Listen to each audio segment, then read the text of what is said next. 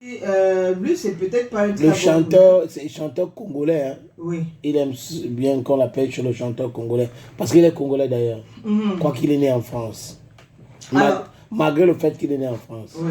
Alors, ça dépend de l'angle sur lequel certaines personnes vont prendre cette information. On peut prendre ça sur l'angle 360, non? Voilà. Toujours est-il que pour certaines personnes, c'est une mauvaise nouvelle. Pour d'autres personnes, c'est une nouvelle et puis c'est normal. Dadju, apparemment, aurait épousé une deuxième femme. Jusqu'ici, c'est pas vraiment compliqué. C'est pas vraiment confirmé, pardon. Et pourquoi c'est une mauvaise nouvelle? Parce que certains internautes n'apprécient pas.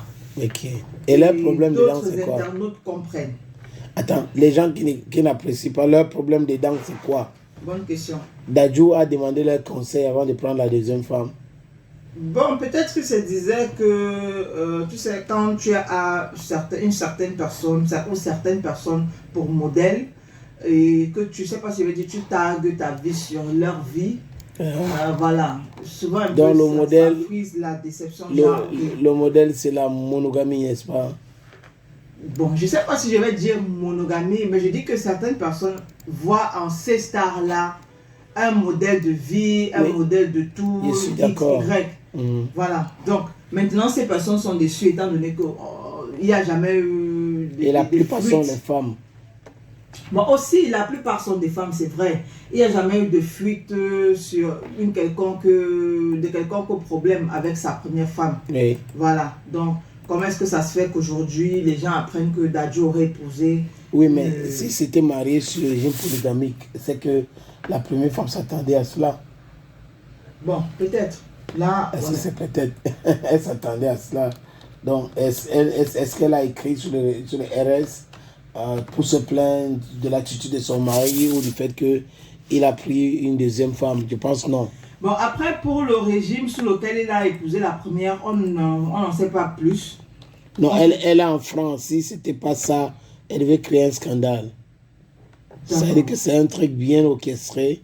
Elle était au courant de tout ce qui se passe et aujourd'hui, ça s'est concrétisé tout simplement.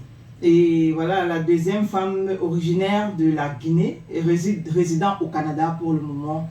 Il faut dire que ce mariage a eu lieu en l'absence de Dadju, mais en présence des membres de sa famille. Il était où, Dadju? Bon, aucune idée. Peut-être qu'il n'était pas présent. Simplement. Il était à Ekona pour le spectacle. Bon, peut-être aussi, ou bien il est en préparation, je ne sais pas, d'un concert ou la sortie d'un album ou d'un single, mais toujours est-il que durant la cérémonie du côté du Canada, Dadju n'était pas présent. Moi, je ne pensais pas que ça c'était possible. Hein.